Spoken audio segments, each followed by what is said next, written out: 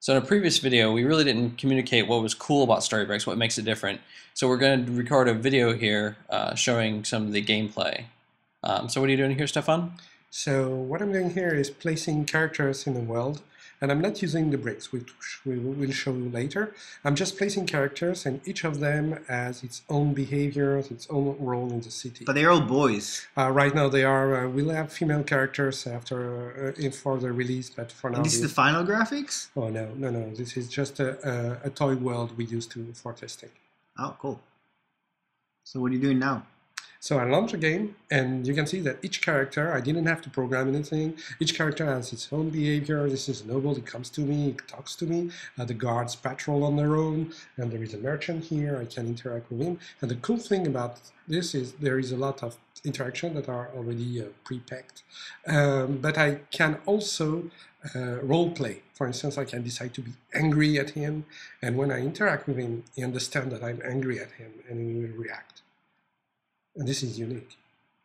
Cool. And now you're showing Storybricks, the actual Storybricks? Yeah, a very simple example of how the bricks work. As you've seen, without the bricks, you already have basic interactions, but you can design your own. For instance, you have a generic citizen, and citizens are usually happy and not confrontational. But you can add an interaction in which you insult him, and he will get angry at you when you insult him. And it's a matter of well, Sam is doing it, but it's a matter of a few seconds. Cool, but I'm not really good at writing this stuff. Can I just copy somebody else's and just drag and drop? Yeah, that's a whole idea of Storybricks. It's a very easy format to port, and from one story to the other, you can even pick what you want. So here's our citizen, and the basic interaction. You see he's happy to see us. But if we insult him, he's angry at us. And you will remember that? Like automatically, you don't have to program anything. He has memory. Well, look at this. If you greet him again, it's still angry. So here's another example. This was a simple stuff. If you want, you can spend a lot of time on your stories. And here's a much more complex story.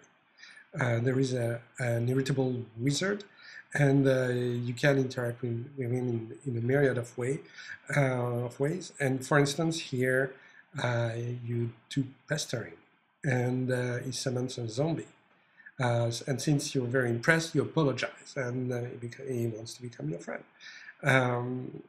But this is only one of the ways we can interact with it. And can I play with my friends this story?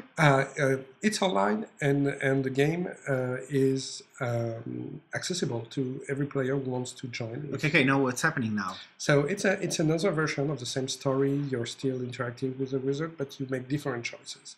You don't want to apologize to him. You want to show him what you're made of.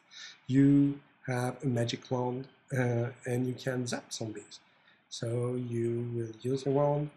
But we don't have the animation for zapping people. Yeah, we'll get that, and the special effects too. Sorry about that. But the guards... No fireballs? Yeah, why not? Particle effects. Particle effects and everything. So the guards reacted to our interaction, and we tell him, hey, we can punch him if we want, or we can put the blame on the wizard. And he automatically understands. We don't have to script all these things. So most of the stuff he can do by himself. In this story, some of it is scripted. So can we punch the guard? Let's do that. Do we have the punch animation?